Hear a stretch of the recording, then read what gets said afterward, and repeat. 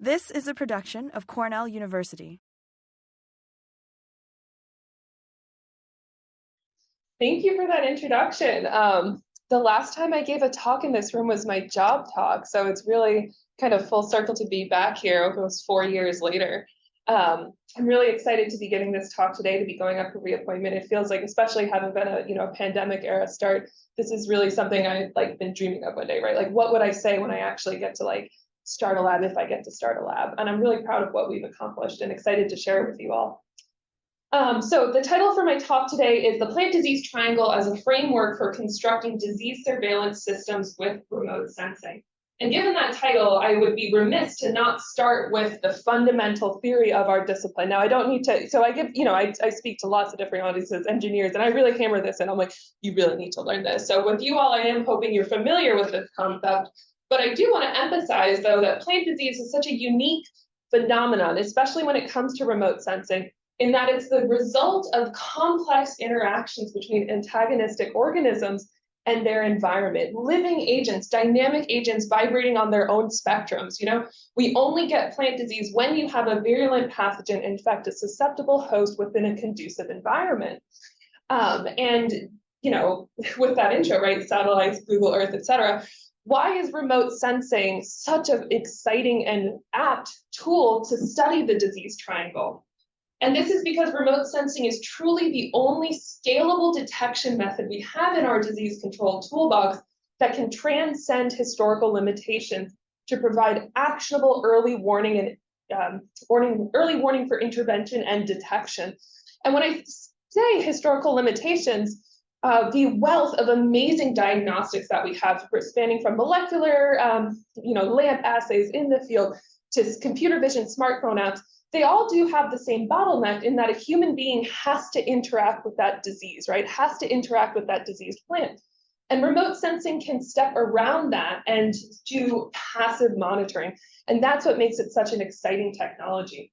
And over the past 4 years, my lab has really been pioneering this holistic disease triangle-centered approach to plant disease sensing that takes into account all three aspects of the disease triangle, as well as the fact that these disease dynamics in agricultural lands occur under human management. They're influenced by human management decisions, and they influence human decision making. And that also impacts our ability to detect and surveil for disease.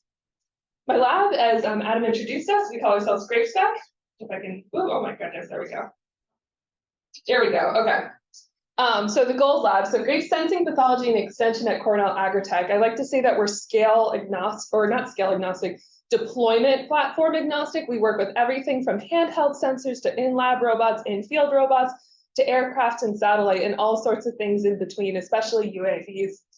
I also like to say that my program is bi-coastal. We do quite a bit of work in California and also a lot here at home in the Cornell Pathology Vineyards. We have over 9 acres now of pathology vineyards that span a range of use cases, going from applied work, studying the fundamentals, doing applied, how does this product control disease, but it's also home to all of our translational work as well, such as how can we detect disease. So we use these variety of techniques and tools to get towards these goals in remote sensing. And I am absolutely certainly not the first plant pathologist to ever look up to the sky and think that would be a really useful vantage point to study disease with. This picture on the left is one of my favorites in the history of plant pathology. This is the first aerial image ever taken of a diseased field. And I was told that it was taken by a graduate student hanging out of a hot air balloon. So I like to remind my students of that when they complain about fieldwork, though I do give them credit, they rarely ever complain. But it's just, this was almost just a little over 100 years ago. It's incredible how far we've come. But our lab is certainly not the first plant pathologist to think about satellites for disease detection. The first ever use of satellite data to monitor a plant disease epidemic was in the late 1970s with the second Landsat mission. We monitored a wheat rust epidemic that occurred in Pakistan and India. So for almost 50 years, we've been interested in using satellites for disease detection. But if we've had this interest for 50 years, why is the heyday right now? Why is now such an exciting time to be doing remote sensing? And it's due to the advent of this technology called imaging spectroscopies and the availability and access to it. Imaging spectroscopy is a very powerful type of remote sensing that measures light near continuously, and this is also called hyperspectral imaging. And to put this advance into context, a multispectral sensor, such as an NDVI sensor, measures light in discrete chunks. So you get bites of the spectrum back. And it's not necessarily you only get red, green, blue, you could get lots of different aspects of the spectrum, but you only get bites of data. Now, hyperspectral sensors measure light at such narrow intervals that they yield a near continuous data product. And simply just comparison between a discrete and continuous data product just absolutely amplifies the power of the sort of analyses that you can do. Then there's also this element of the spectral range, right?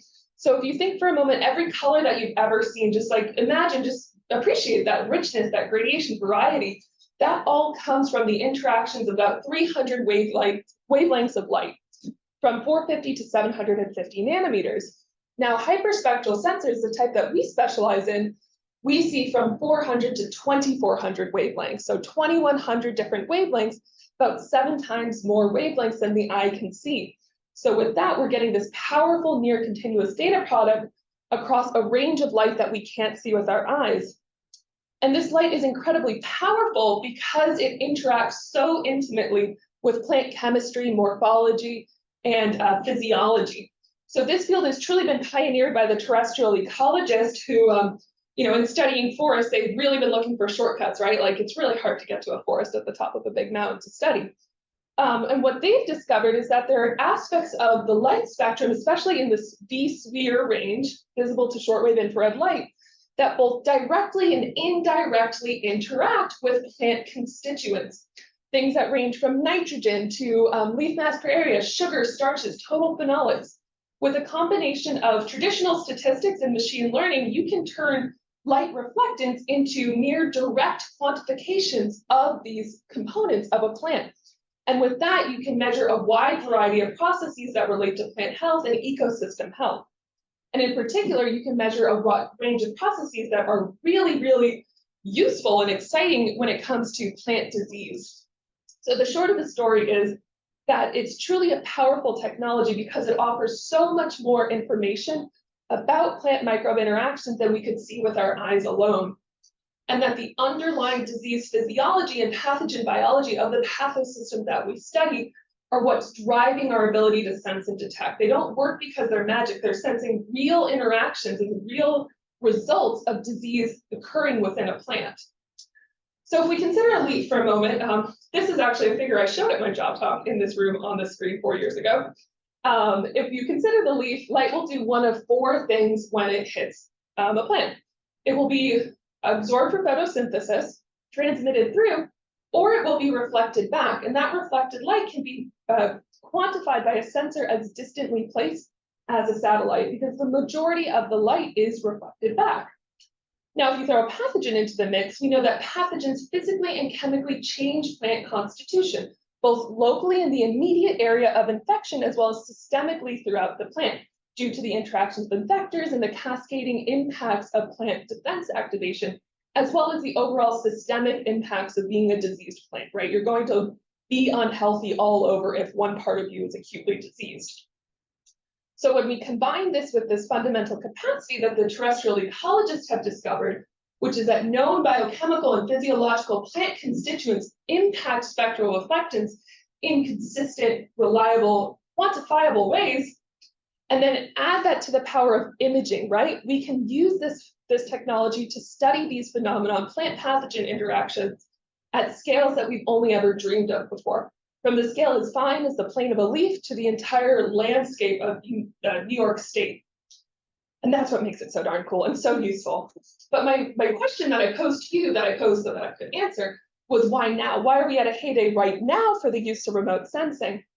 And it's getting back again to this nexus moment that we're at with imaging spectroscopy that comes from advances in sensor design, so the hardware folks, interacting and also converging with these fantastic investments and advancements in how you design constellation satellite architectures. So satellites used to be like one thing the size of a bus going around the Earth, but now they're small, discrete little things.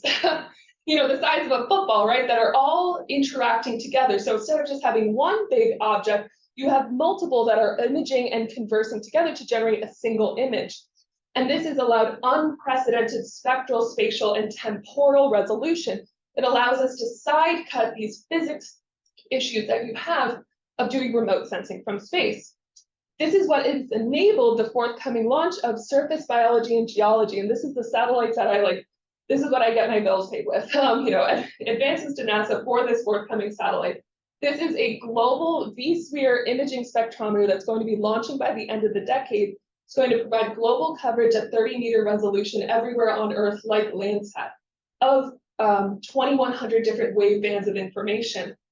And we're truly, with this advancing satellite, as well as the proliferation of the commercial satellite industry, we're really at the precipice of an unprecedented era of agricultural and ecosystem monitoring. So with that, now I'd like to finally get into the meat of the talk. So what have we been doing to try to take advantage of this incredible power that's coming forth? I started with the disease triangle, and I want to return to it again, in that we've truly been trying to anchor our work within this context, as I firmly believe that this contextualization is essential for taking remote sensing, which has a long history of kind of one-off applications, like found a thing, published it, left it alone, right? We don't want to do that. We want to take these technologies, build them into something meaningful, and transition them to decision maker use. And we believe very firmly that using the disease triangle is the ideal framework for building data products and systems that can help decision makers make better decisions with remote sensing, as well as the disciplines of modeling and forthcoming artificial intelligence. So today I'm going to give you 4 little vignettes of what my lab has been working on that span scales. So we're going to start with the global scale, and then we're going to go all the way down. We're going to take a pit stop at aircraft and UAV. Then we're going to talk a little bit about the high throughput phenotyping that we've been doing in the lab. So starting with my postdoc Rocio, who's in the audience here, she made it back at 2 a.m. from an invited talk in Spain to be here. Starting with the very first grant I ever wrote, the program manager had the audacity to fund it, gave me a heart attack, which was using to develop a global disease surveillance method. I'm getting so excited. A global disease surveillance system for soil-borne plant pathogens. So with this project, it was funded by the Interdisciplinary Sciences Office with its goal of bringing together disparate disciplines. And this call was focused on emerging aerosol transport modeling with molecular methods, as well as microbial aerobiology, right? So in learning about the global dust storms, this picture right here is a great example of how vast these transports can be. So this is an example of the Godzilla dust event that happened in June 2020 that we've been using as our case study for this collaborative work moving forward. And for this project, we've been focusing on the soil-borne plant pathogen Fusarium oxysporum, which has an incredibly wide host range. It's endemic to all 6 crop-producing continents, has 100 plus susceptible crops, including grape, and it's capable of surviving the soil for 20 plus years. And that's simply just the upper bound at which we've studied it. It's hypothesized it could survive for quite longer. And its range is expected to expand greatly with climate change. Now, Fusarium oxysporum does have such a wide host range, but it does have forma specialis for those who are aware of it. So for this work, I do want to say we're looking for the commonalities across those forma specialis to do risk assessment at the global scale. And our project is interdisciplinary, as following the program office need, and merges remote sensing with aerosol transport modeling and comparative genomics to build this first of its kind global surveillance system anchored in remote sensing that we'll use to study climate change impacts on disease distribution. So getting started with this work, contextualizing once again within the disease triangle, we first had to acquire those data layers related to the virulent pathogen.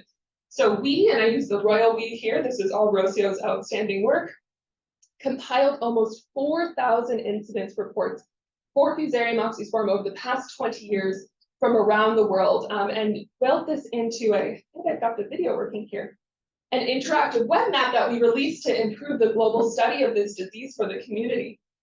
So it aggregates 4,000 incidence reports from almost 1,100 or almost 1,200 references at country and sub-country levels for 40 forma specialises. And to do this formed that anchoring data layer that we are using both for the aerosol transport modeling and for the remote sensing. And what we did with this a wonderful database was we provided this to our colleagues over on engineering campus, the Mahawald lab. And this really exciting work found for the first time modeling evidence that supports that viable soil-borne plant pathogens can survive transoceanic journeys on these incredible global dust storms to land in distant agricultural lands.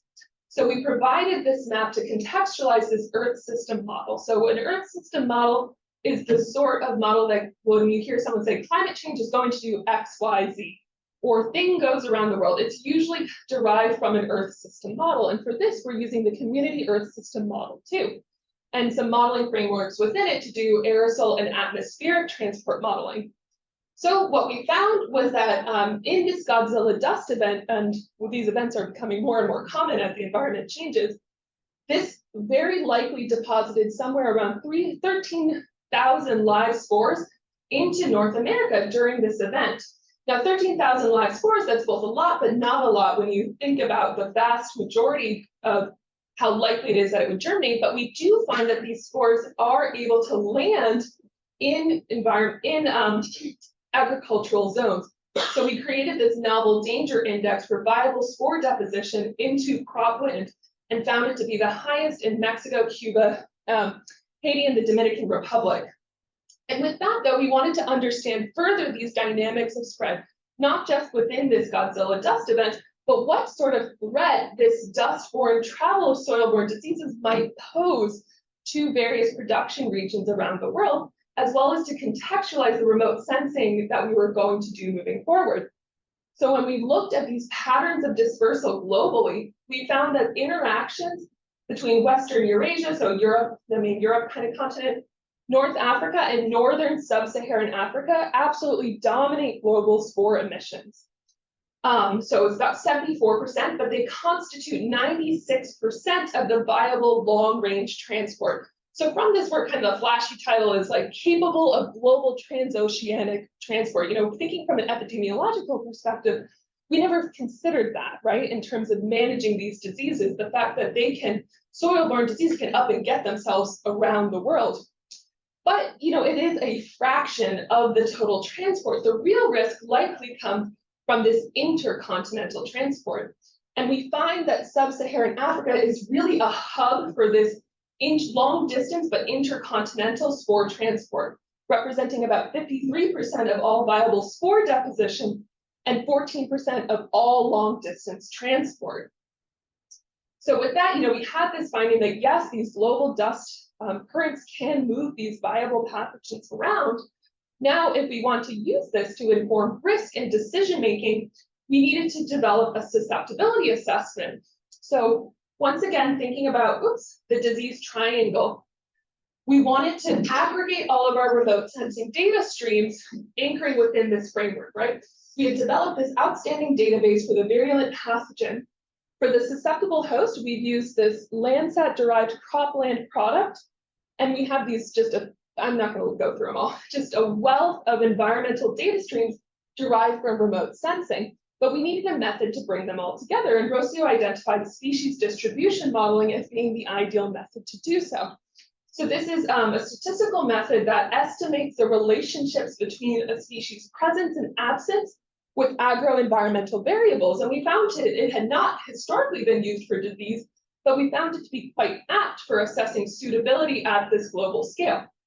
It's based on a variety of machine learning methods that are both for presence only and presence absence only that we all evaluated throughout. And we started calling this method Pathosystem distribution modeling. So a very catchy name, very unique, in that it can describe patterns between biotic stress occurrences and remote sensing data by identifying the convergent environmental factors, the crop host distribution, and plant traits impacted by biotic stress at scale. So I do want to note that this method does not take into account dispersal, right? Doesn't take into account kind of stochastic, any sort of spatial weighting.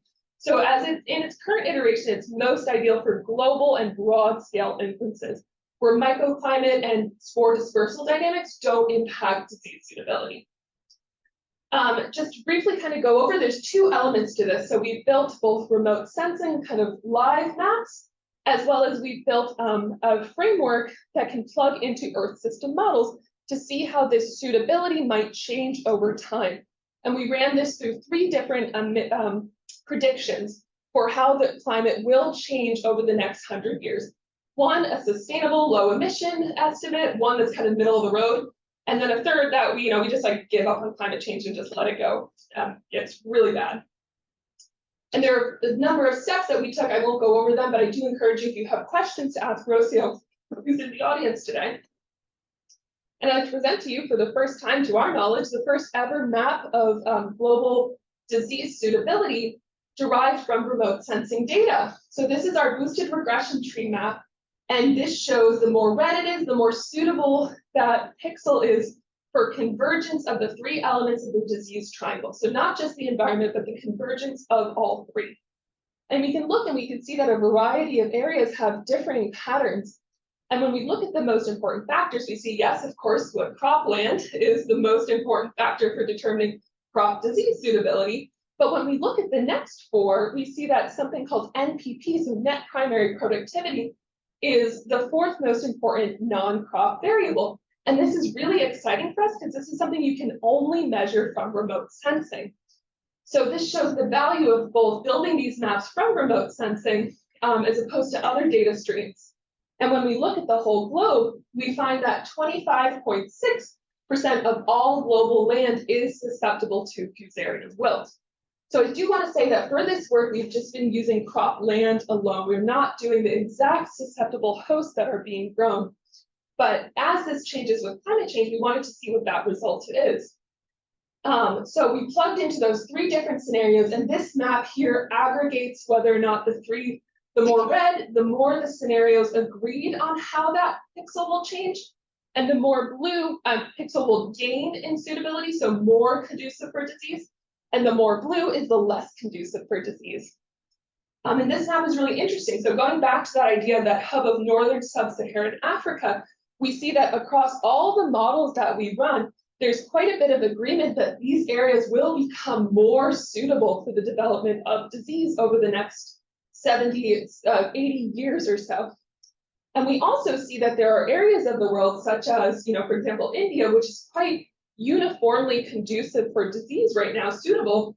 We actually see that across all of our scenarios, we're going to see very little change. It's not going to get better, it's not going to get worse, it's going to remain a problem here. So we're quite excited about these results, we're writing them up now, and we're even more excited about how we can use this PDM approach across scales moving forward. But I do want to, as I move to the next vignette for this talk, I want to highlight back that the first thing I presented to you was this geodatabase that we aggregated all these incidence reports. So it's quite a lot of work. And this, this goes to show how much of a bottleneck accurate pathogen distribution is to building accurate warning systems. This has been a bottleneck for modelers for eternity, for all sorts of decision makers. Knowing where the pathogen is at any given time is such an immense bottleneck. We've had outstanding tools for conducive environment, great understanding of host distribution, but we have to either assume the pathogen is or isn't there. So this is what the next thing that we started to hone in on is, how can we derive from remote sensing a very accurate indicator of the pathogen presence? And we do so with further contextualization that's based in the pathosystem that we study.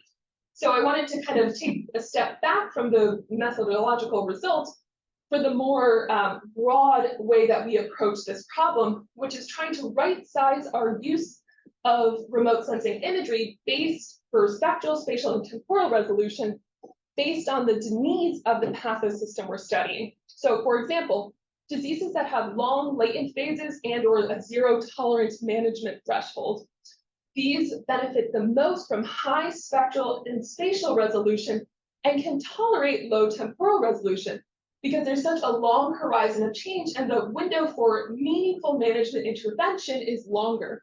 And because there's such a vast financial impact to the decision that you're going to recommend, such as, plant removal, quarantine, destruction, and you have that ability to take the time, you benefit so much more greatly from using a high spectral and spatial resolution product rather than one that has high temporal return. We're still in this trade-off, though. We don't have the perfect data stream available to us that optimizes all three. Now, in contrast, diseases with short latent phases, high turnover, high rates of change, or a non-zero management tolerance threshold, such as, we expect we're going to get it, we anticipate it's going to be there, we're just trying to minimize that damage.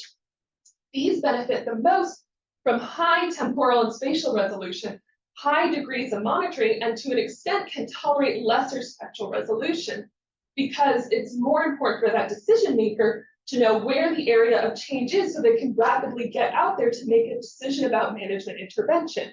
You need less certainty in the data product in that it is absolutely the disease, and more certainty in how fast you can turn it around.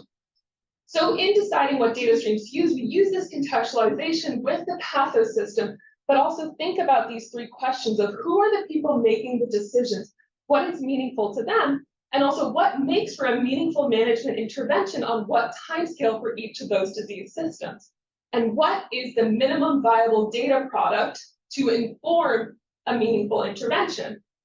Oh no.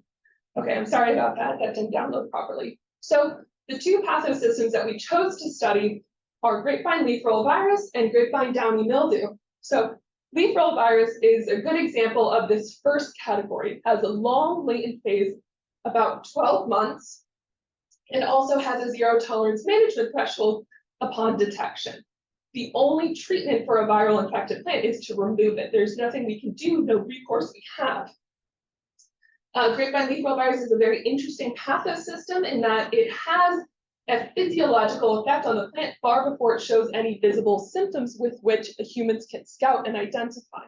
And additionally, only red grape varieties will ever do us the pleasure of actually showing symptoms so that we can get them out of the vineyard, right? And it's also incredibly expensive to manage. Testing a single vine on a commercial scale for virus costs a grower anywhere from $40 to $50. There's 1 million acres of grapevine in California. It's just simply financially infeasible to monitor with molecular methods for this virus. Now, in contrast, grape downy mildew is managed more as we expect to get it every year here in New York. It's a plague of humid climates. It's no mycete, so it's got that beautiful rapid disease cycle. Sorry, you can tell I'm a plant pathologist. And it's controlled, quote unquote, by fungicides applied at approximately 10-day intervals. And now I say controlled in quotes because we're facing this rapid growth of fungicide resistance because it requires specialty omicides, we're simply not getting the replacement back that we need to make chemical management viable. So we need to optimize the use of the materials that we have, and we need rapid turnaround because this disease can change so quickly over the course of 48 hours. So the data product that we decided to focus on for leaf roll virus, where it has that long period of time where it's latent for us to detect it, as well as we need that very high confidence in the accuracy of our detection of disease, is Avris NG. This is the Cadillac of imaging spectrometers built by the Jet Propulsion Lab. This is a full spectrum imaging spectrometer. It measures from 400 to 2400 nanometers at very fine nanometer intervals. I think we generate 400 plus bands. And in contrast, for our work with downy mildew, we chose to work with commercial satellite offerings. In particular, those from the company Planet that span spatial resolution from about 50 centimeters to 3 meters up to 5 meters. I haven't adjusted this since they offered their new products, but it lacks spectral resolution. They're able to get that spatial and temporal return. One of their data products, PlanetScope, they say has imagery almost everywhere on Earth every day, is by sacrificing the spectral resolution. These are multispectral sensors that have 4 to 8 bands within them. So 4 to 8 bands versus 400 bands. And my two lovely students are in the room today, one of whom is visiting from California. He's co-located at the Jet Propulsion Lab. I'm excited to highlight their work today. So Fernando's project doing asymptomatic disease detection with Avris NG, and Kathleen's products, she just submitted her first author paper yesterday. So very proud of her, assessing commercial Earth observations for disease surveillance. And now I bold those two words, and I'll come back to that. One project is disease detection, and the next is disease surveillance. I'll come back to that idea. So first, though, I want to introduce a little more the data that we're using for both of these projects. So in 2020, I had the opportunity to make an request for an emergency allocation from the NASA Biodiversity Program Office to run a air and ground campaign with Avarice. I had a text from a friend who said, hey, if you're going to ask Woody for flights, do it right now. So I dropped everything that I was doing, sent an email to Woody, the program manager, begging him to allow me to have a funding allocation to tell Avarice where to go. And he took pity on me and said, yeah, so this is the program manager that gave me the heart attack by funding my grant. So truly changed the course of my career with these two investments. Within the wine tour, as it was so nicknamed by the pilots, we captured almost 37,000 acres of vineyards, and in collaboration with industry stakeholders, we had about 300 acres of vineyards that were individually swept by teams of 10 to 15 highly trained scouts to go identify visibly GLRV infected vines, both at the time of the flight and then returning 1 year later. A subset of these were sent for validation for molecular testing by the scouts. We found that the scouts were 100% accurate. This is their livelihood. They do this as a service. And harvest of these vines occurred within 1 week of the flight. Now, these details are important because it is what allowed us to assess the capacity for asymptomatic detection within this imagery. So vines that we identified as being visibly symptomatic at the time of the flight in 2020 were labeled in our data set as symptomatic. Now, in contrast, vines that appeared symptomatic in 2021 but had been no symptoms in 2020, we labeled as latently infected or asymptomatic. Now, I do want to emphasize this is an assumption that we made. It's well supported by the literature. It ended up being well supported by our results as well. But simply the scale of the area that we captured made it financially and logistically infeasible to go back and test all of those vines. But this 1 year latent period and the fact that the vines were mechanically harvested within a week, so that's all green tissue removed, made us very confident in moving forward with the assumption that anything that became diseased in 2021 had been latently infected in 2020 at the time of our acquisition. So Fernando's excellent work, as well as his co-advisor at JPL, Ryan Pavlik, a wonderful friend and colleague, found that yes, indeed, we can both detect symptomatic and asymptomatic infections in these data streams. And actually, to our surprise, our best performing model was actually the detection of non-infected versus asymptomatic. But we have really high accuracy, 85%, and a very good kappa of 0.71. Kappa is accuracy adjusting for a random chance in distinguishing between non-infected and the combination of symptomatic and asymptomatic. So we're really excited about this work because this was for the first time that anyone had shown that you can detect plant viral asymptomatic interactions at the airborne scale. It had only previously been shown for fungal and bacterial diseases. It was the first time of viral interactions. Additionally, he found that this capacity was scalable across the native resolution of about 1 meter up to 5 meter resolution, which is a great sign as we start to look toward the advent of more commercially available data streams. So now, to switch gears right now, I do want to say though, our accuracy though, we do have misclassifications, right? And I'm going to come back to that misclassifications in a moment. We're not able to say anything about the non-infected vines other than that they never showed visible symptoms, right? We don't know for a fact that they're healthy. That's why we don't call them as such. We know that these vines were experiencing co-occurring stresses from water loss, also heat wave stress. So we attribute that to our misclassifications across all 3 scales that we assessed. Now, in contrast to this work, with this viral infection in this incredibly long latent period, we have grapevine downy mildew, with this a beautiful oomycete that can go from these very early stages to immense necrosis in just a short period of time. And unfortunately for remote sensing, this period of time is often during a period of intense cloud cover, right? So it's you have to have high temporal resolution imagery to make a meaningful intervention when it comes to grape downy mildew due to that time scale in which it changes. So Kathleen, as I mentioned, was investigating commercial Earth observations for her work, and she compared these 2 offerings from the company Planet, one called PlanetScope, which has about half pixel per per 4-bind panel, whereas SkySat has 20 pixels per 4-bind panel. And they have average revisit times from 3 to 5 days to 7 to 10 days. And with that, she did over 3 years of weekly scouting. Actually, in year 1, poor Dave was the only guy scouting. That was our pandemic era year. But over 3 years, we did weekly acquisitions from SkySat, which was tasked, as well as PlanetScope, to measure disease severity and progression over the course in our pathology vineyards, where there was an artificial disease gradient established from our fungicide efficacy trials. And what Kathleen found was that, yes, these data streams can be used for detection. Multispectral satellite imagery could detect severe grapevine downy mildew infection at 50 centimeter and 3 meter resolution, and she built very accurate remote sensing random forest models for doing so.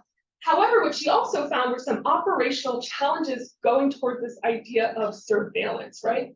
So in order for us to use this imagery to make a meaningful intervention, it had to have been acquired within 72 hours of our ground scouting, had to be cloud-free, and also had to have a successful co-registration with a reference image. This is something that relates to the hardware of remote sensing. And even though we had numerous acquisitions across all 3 years, across the seasons, we were only able to get anywhere from 3 to 5 actual usable images.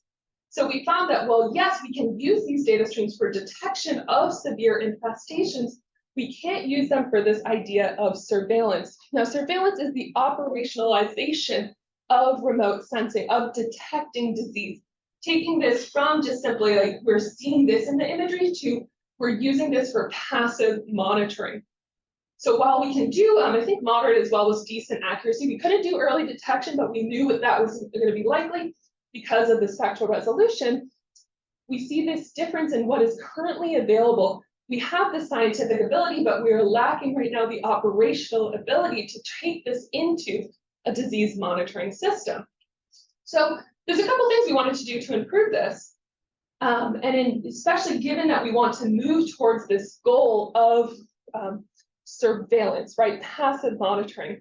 And there are 2 main issues in our way. So one is the lack of high quality ground validation data. And the second is scalable computing. You know, there's only so much that we can bully the commercial operators into offering better data for us. You know, we presented our results to Planet. They didn't answer our email. But we are working to try to make it known to the community what disease detection needs so that they can offer this as a product moving forward. But so these are pictures from both Fernando and Kathleen's work showing misclassifications, right? So in Fernando's work, we knew that there was co-occurring heat wave and water stress within the vineyard. And in Kathleen's, we know that there was co-occurring grapevine powdery mildew stress from the nearby trial, as well as, you know, we did our best to exclude it, but there was within the downy mildew trial as well. So 2 projects that we've undertaken to try to address these things so that we can move forward these 2 operational concerns, so we can move forward to addressing the scientific scientific thing that I want to solve. There we go, that's the word. Is starting with a wonderful collaboration between myself and my colleague Yu John, who's here in the audience. Yu and I started within a month of each other back before the world ended. And this project was born out of conversations we had during the pandemic, kind of dreaming of what we would do if we'd ever be able to get our labs going. And we came up with this idea of the PhytoPatholobot, this fully autonomous vision-navigated vineyard robot for disease scouting. And I want to highlight here Leo's excellent work. He is the graduate student that's actually built the robot. So PPB is able to navigate himself through the vineyard just as you and I do. It's vision navigated, so he looks to see where he's going. He doesn't use GPS. He does not have an automatic stop, which you told me he did until it almost ran me over. So there's, you know, it's a work in progress, but we're quite proud of this technology, and it's been trained by our veteran expert, Dave Combs, here in the audience today.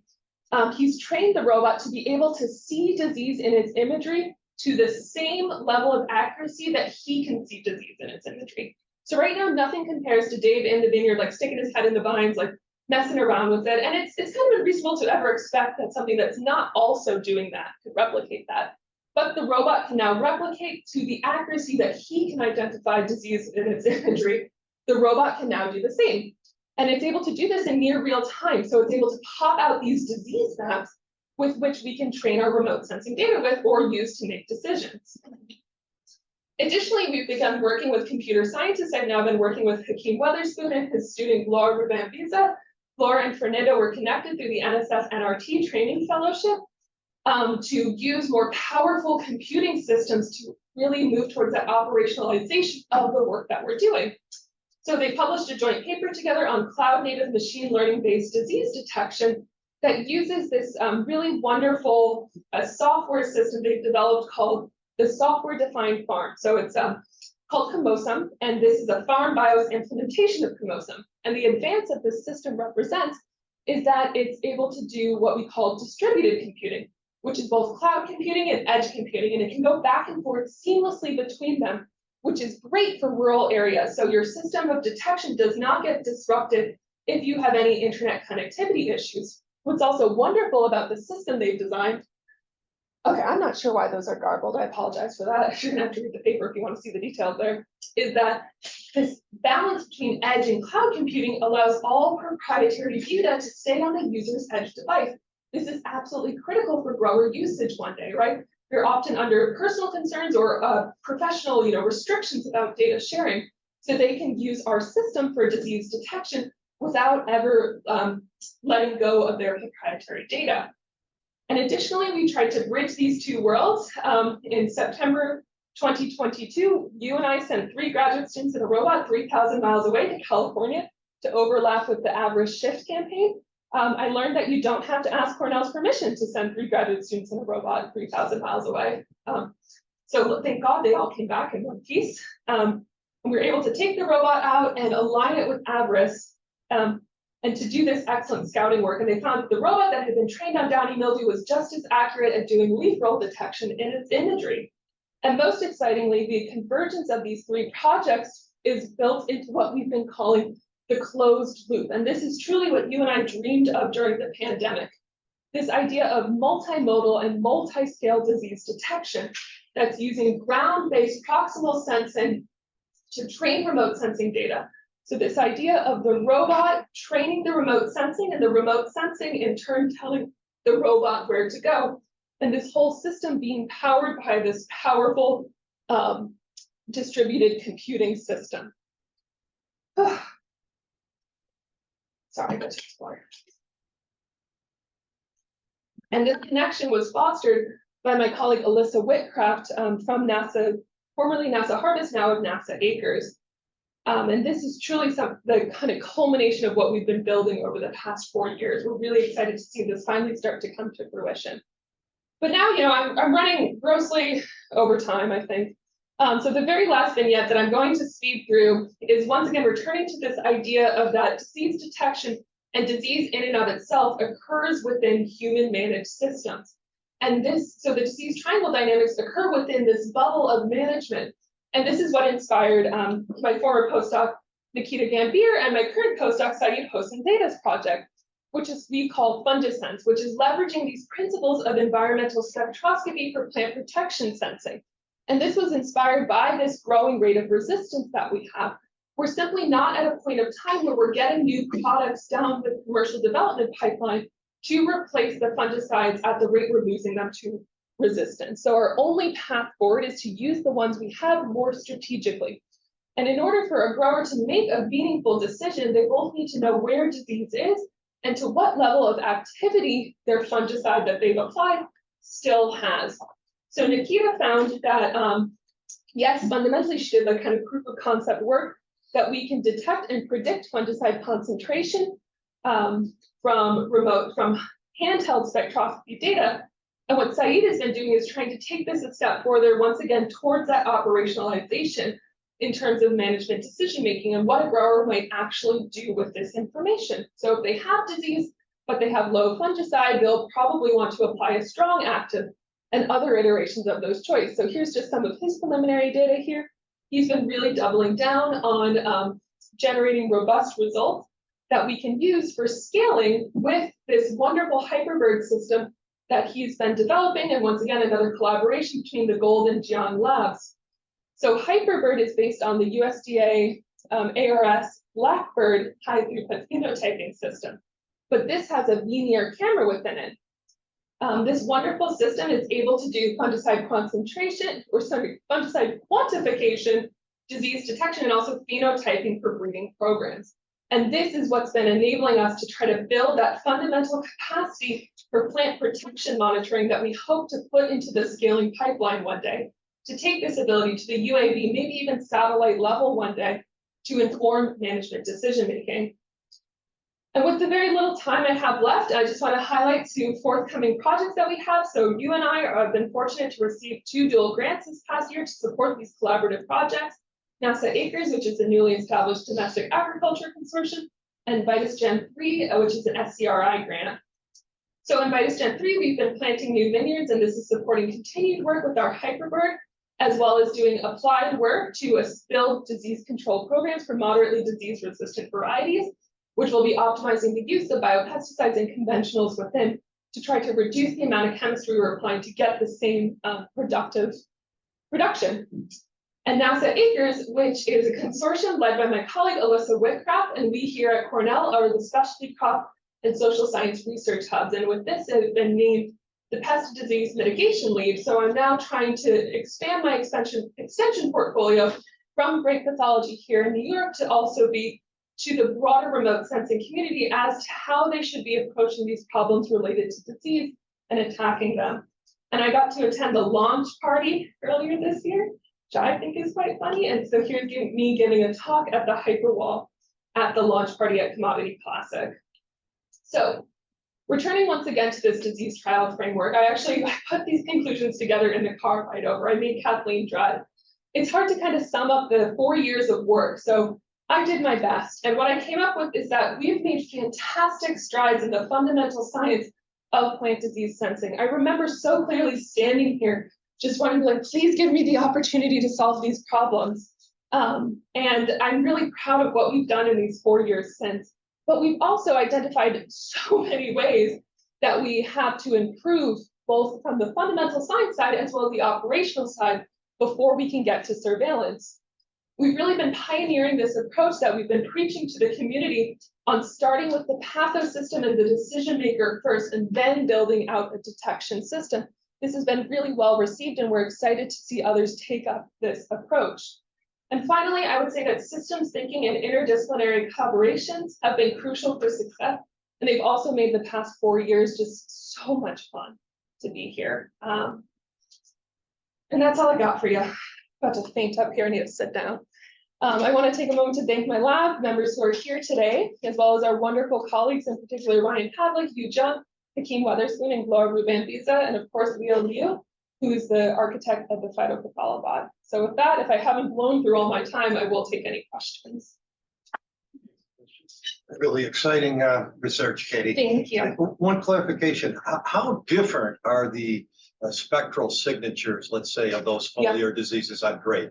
Can you really, if it's a mixed infection, can you really tell what's what? Yeah, that's a great question. So it's the answer is yes, but. And the answer is yes, but scale. So for example, at the scale of aircraft level and satellite level, I would say that while it's fundamentally possible to distinguish between a virus such as leaf roll and red blotch, like that's been established in the literature, we've not yet seen that capacity at aircraft, because what constitutes or what dominates the spectral phenotype at canopy level sensing is so different from the leaf level. So the ability to distinguish at scale is driven by what is the disease physiology.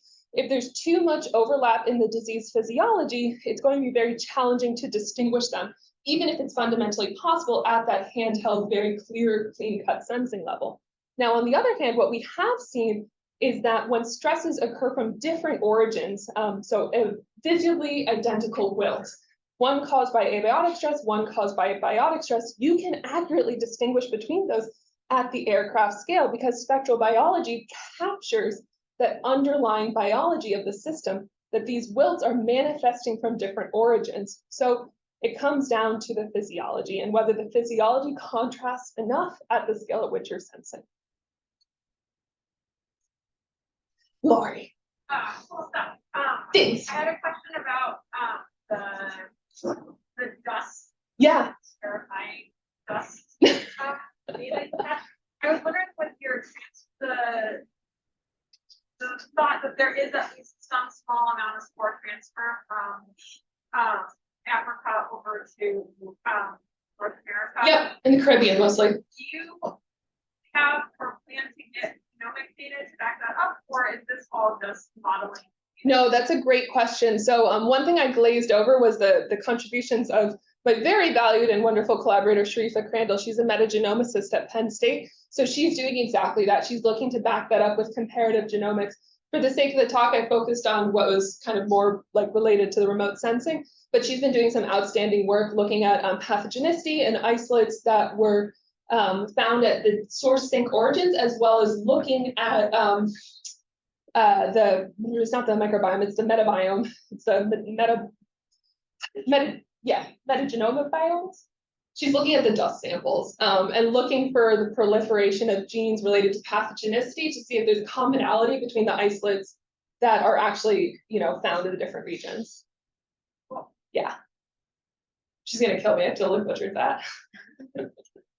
So we check Zoom, see if there's some. Yeah, oh, we've got 4 chats here. Oh, thanks for the class, Josh. Great. Yeah. Thank you. Oh, cute, you were here too. And thank you guys. Oh, I'm so glad. All right, so no questions there. Hey. Wondering at what point you think this technology for humans to focus on this on trading? Oh, that's a great question. So I'm going to break your question down into 2 parts. So at what point do I think this technology is ready for like governmental decision making? I think we're really at that nexus point. I've been approached from like government security agencies about doing this more, which is a little scary, but also cool. In terms of commodity trading, I think that we're still at this case study phase, right? Like we've built this framework, we've shown this utility.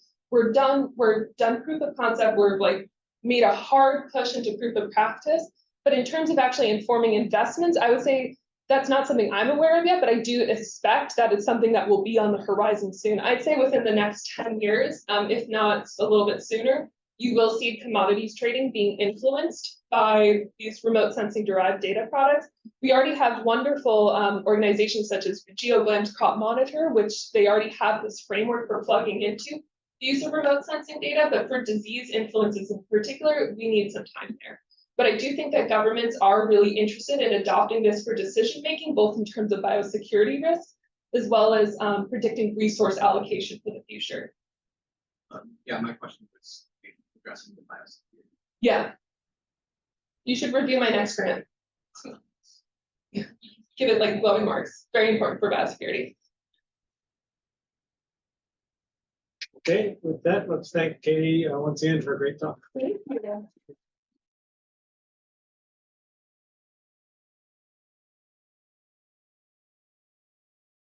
This has been a production of Cornell University, on the web at cornell.edu.